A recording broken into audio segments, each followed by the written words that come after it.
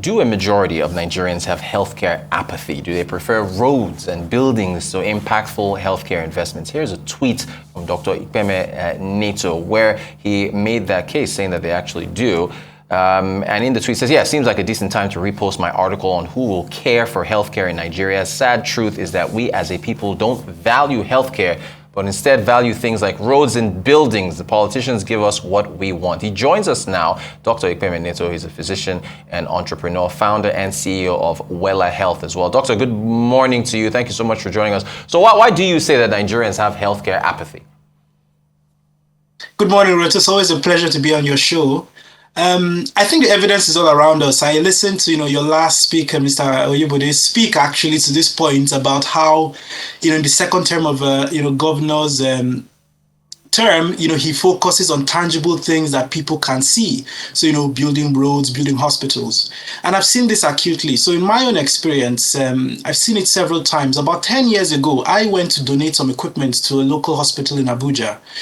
And it was very appalling, the scenario that I saw, patients being treated on the ground, lack of things for people to use for care, really, really shocking. And as I donated this equipment, I spoke to the chief medical director of that hospital, and I said, what's going on here? And he lamented that his budget had been cut in favor of the roads budget, in the state. And, he had said that, it was difficult for him to demonstrate, progress really quickly in the same way that a road would. And so it was easier just for politicians to cut his budget and put it in roads where people can see. Again, recently, there was a tweet from a state government that had recently renovated a primary healthcare center. It looked really fabulous, big buildings, lovely new paint. But in that tweet, somebody then, replied to say, I took my mother there and there were no doctors, there were no nurses, there was nothing to look after the patient. And this recurs over and over again, is that, we build things. Don't get me wrong, it's great to build things, but the services within them, people don't actually get it. And that is a reflection of what politicians see as useful and being able to use to campaign when it's time to actually campaign. And it just demonstrates that we as a people don't really understand healthcare and don't really value it as much as, say, buildings and roads. Healthcare is expensive. You founded a company, Wella Health, to assist people with healthcare costs. Is insurance the answer as far as costs are concerned? Yeah, that's a great question. And yes, insurance is one of the tools that we can use. So recently, the president signed into law a new Health Insurance Act. And within that act, it provides a great mechanism for funding healthcare. State governments now have health insurance agencies that can pool funding. So it can be contributions from individuals, contributions from companies, NGOs, and the government itself to create a pool that we can then efficiently use to match the financing to the services that people need. So insurance is a great tool to help that happen within the context of other tools that governments can use to pool funds together to start to take funding to where it's needed to deliver great healthcare. So why is insurance penetration so low? It's under 1%, so barely 1% in Nigeria. How can that be improved? Absolutely. So, and that is a function again of this problem of intangibility. I think as a people, we really struggle with intangible things. And insurance, is one of those intangible things that we don't readily see the benefits of. And so we don't, sign up for it and we don't use it as we should. Now, with healthcare insurance in particular, the challenge is that, a lot of it is actually left to be voluntary. Yes, the law says it's mandatory, especially with the new act that says, we all must have it, but there's no real way to enforce that. We know that companies, for instance, are mandated to provide, healthcare insurance for their employees, and that is happening. But we also know that, the vast majority of Nigerians do not work in formal businesses. A lot of us are informal workers. And so there is now that mismatch between saying, yes, insurance is mandated, but how do we actually encourage people who aren't in formal employments to pay essentially voluntarily for the healthcare that they need?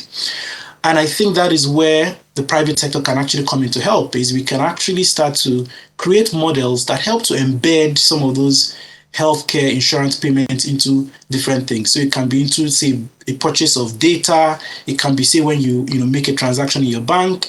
We can do it in such a way that is embedded for the people in the formal markets to pay for it without realizing that they are paying for it. And that is how we can start to grow insurance penetration. All right. So, where does technology play a role here? What can that do as far as improving healthcare access and coverage? Yes, so and technology is key.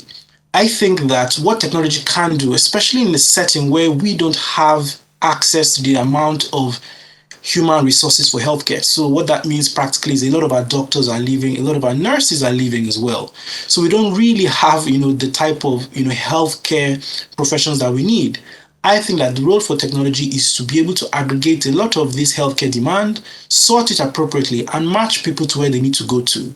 So that if you don't need a doctor, then perhaps you can go somewhere else that you can get the right quality of care supported by technology to make that happen. So it would be things like, disseminating information, collecting the payments, giving you the data that you need to help you choose the right place of care that you need to go to.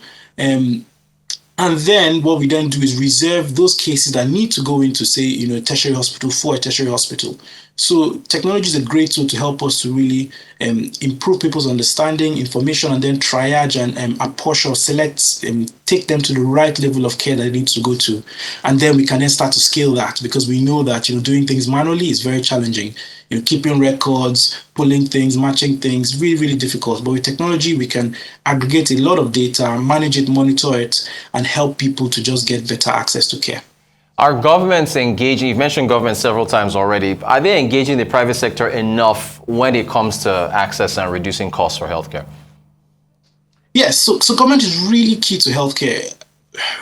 In contrast to most other sectors, you cannot take government out of healthcare. It's a public good. It's a really important service. And so government is central to, the administration of it, monitoring and organization of it all. But having said that, a lot of healthcare is actually provided by the private sector. So I think estimates it's about 60%. So that is, the private pharmacy on your street that you go to, the private hospital that you go to, and all these other things, even the chemists that people go to buy in private healthcare. So private healthcare is actually really key to the way we deliver care. And the reality is that there isn't a lot of spaces in our public sector. So if you want to see a doctor in a public hospital, you often have to go early in the morning. It's not uncommon to see people going at 4 a.m., 5 a.m. to queue.